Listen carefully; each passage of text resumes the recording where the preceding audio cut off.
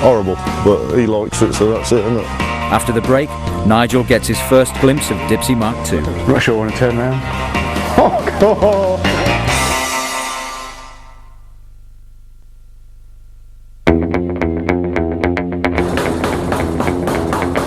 Restoring a 40-year-old camper van is rarely a straightforward job, and Nigel Eisted's 65 Devon camper Dipsy is no exception. It just sits a little bit too low here.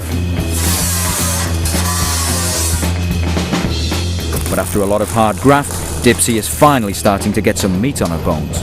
It's just time. You just can't get on. Nigel has been busy sourcing parts and preparing the interior. And it turned very much into a project management job. He's now eager to get Dipsy back into the shed for the final refit.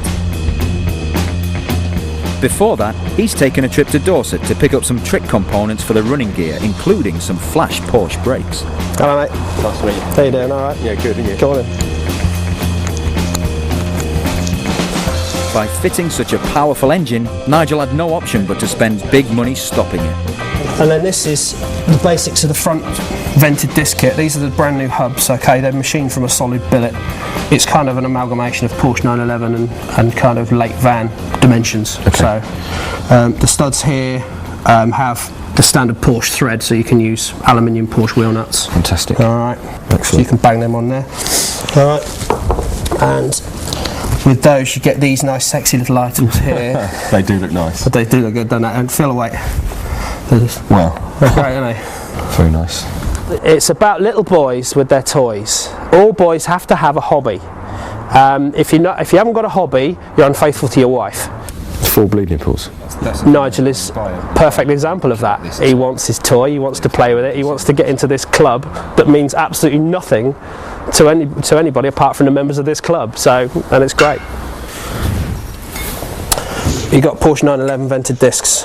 They could be classed as overkill, maybe, unless you're doing 10 laps of Hockenheim. But if you look at any kind of car with over sort of 100 brake horsepower, they've all got vented discs. Yeah. And we've got over 100 brake horsepower. Have you? Yeah. Oh, really? Yeah. They'll barely do sort of 50, 55 without screaming their nuts off, really. So it's you need just something just to update it for safety, really. When you're trying to stop something as big as a van, you know, sailing down the hill with your family and all your camping gear on board. Very nice. Good brakes Very all nice. day.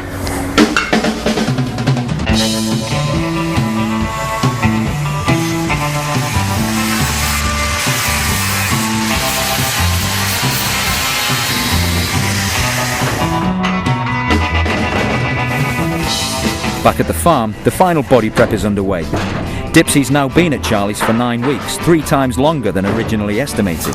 But given the state she was in, that's not really surprising. Before the paint can go on, Nigel will have to temporarily fit the revamped running gear so she can rest on her wheels during the spraying. All this will be coming off and going back on again once it's back in the garage.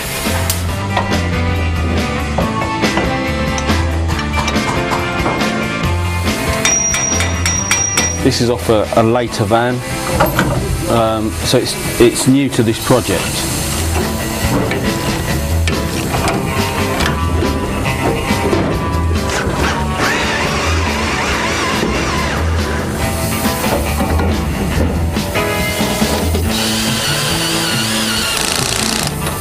For this job, some old wheels are fitted.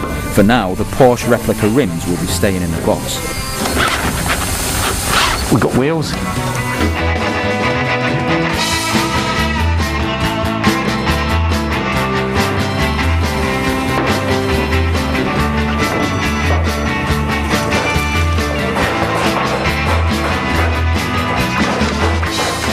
Prepping for paint is a crucial stage in the project. Because the welding work is overrun, Charlie won't have as much time filling, priming and reflatting as he'd hoped. He's only got a week to get Dipsy looking as good as possible. He'd normally reserve at least a month for this process alone. It's quite straight, really, considering the amount of filler what's on it, but yeah, it'll be all right. Nigel planned on keeping the original red and beige colour scheme, but then he had a change of heart. I think it's pearl white with mouse brown or something like that. Horrible, but he likes it, so that's it, isn't it?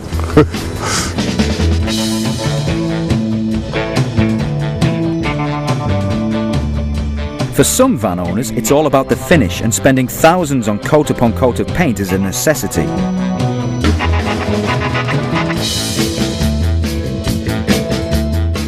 There are, however, a growing number of VW buffs who believe the money is better spent elsewhere. The bus is a 13-window deluxe 1967 model. I had a restored bus before this one. As much as I loved it, everywhere I went in it I used to be really panicky about sort of leaving it parked up anywhere, or sort of when we went camping in it, if there were kids playing football on the campsite, I'd be out making sure the ball didn't hit the van and all that sort of thing. Ben's bus has surface rust in the original 40-year-old paint. This is known on the scene as the rat look. It's really solid underneath, there's no sort of issues with it at all underneath, but because it's still in the original paintwork, that's what makes it look sort of tatty and a bit sort of tired. On the surface, the van looks set for the scrapyard, but appearances can be deceptive.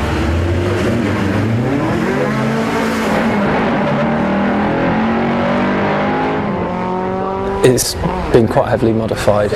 The engines are 2.3, purpose-built for drag racing really. A good engine could cost as much as a full restoration.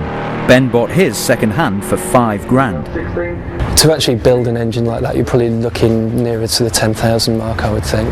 But it's not all about performance. We use it for weekends away, so it needs to have the reliability as well to be able to use it every day on the road, and not to be so leery that you can't use it for just driving around in traffic. So the next time you pull up next to a battered old bus like Ben's, check for some telltale signs before you try taking liberties. Subarus, BMWs, motorbikes, yeah, you get a bit of fun with the old traffic light Grand Prix. After almost 3 months of hard graft, including a week of prep and paint, it's time for Nigel's first look at Charlie's handiwork.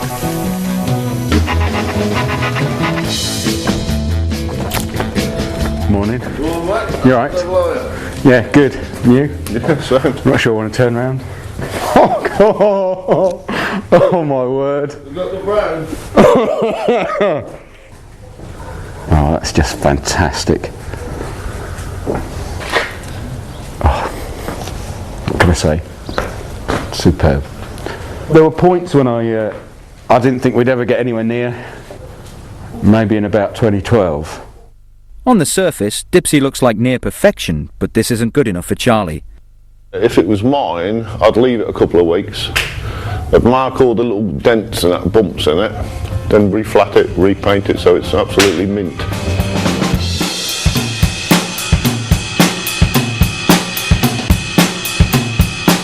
The transformation is remarkable. Yet another of these classic vehicles has thankfully been saved from the scrapyard.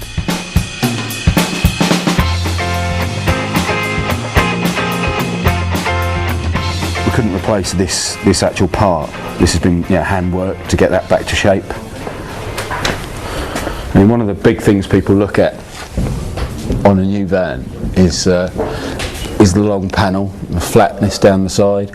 I've seen a couple straighter than this, but not much straighter, and they're generally on pretty much top quality vans. Nigel's mates are fellow enthusiasts, so what will they think of the new Dipsy? You like it? Very, very nice, yes. First thing that sprung to my mind is it Nigel's van? And not just another one that's been shipped over. It's absolutely brilliant. I mean, Charlie has done a fantastic job on it. Guy's a genius. He's done a good job in here, actually. Right, in the engine bay? Yeah. Oh, it looks fantastic, doesn't it? A lot better than mine. There's a hell of a long way to go. You've got to put it back together? Yeah, that's the hard bit. Brown paper steering wheel. Me and Adi did my notch once, and it took us a day and a half to strip it, and it took us about 4 months to put it back together. The transformation is all the more remarkable given the amount of metalwork scrapped. This unfortunately includes the bit that proves Dipsy is still the original vehicle. There it is. Got it. I've got it. The chassis number, it's stamped on a part that's been replaced. So I'm just going to hold on to the part with the chassis number, just in case. You never know. With a restoration this big, the authenticity of the vehicle could be brought into question. It's not full original, is it really, when you come down to it? But no, it's still a Volkswagen, isn't it? And that's it. Put that on eBay. 1965 bus needs assembly. Should fetch a few £100.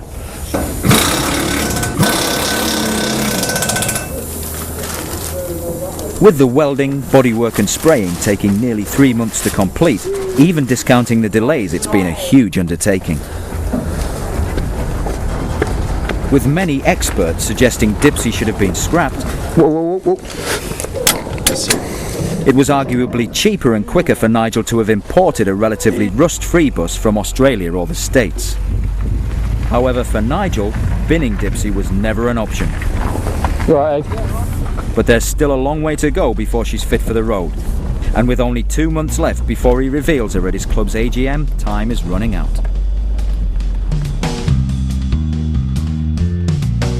Next time, Nigel is working flat out to get Dipsy ready.